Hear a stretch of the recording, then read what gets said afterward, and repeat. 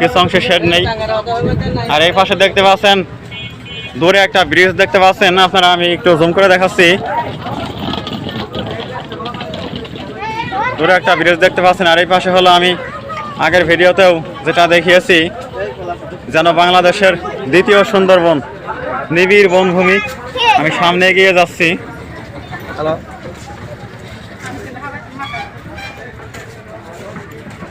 ব্রিজের পরও কিন্তু দোকানপাটের পসরা সাজিয়ে বসেছেন অনেকেই।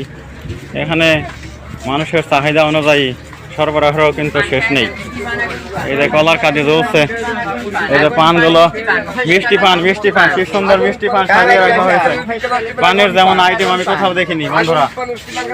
পান তো সাধারণভাবে আমরা সবাই খাই, কিন্তু তারপরে এইভাবে যে পানকে একেবারে সাজিয়ে কয়েকটা আইটেম করে কিছু মশলাপাতি পানের উপর রাখা হয়েছে, পান হয়েছে আরো আকর্ষণীয়।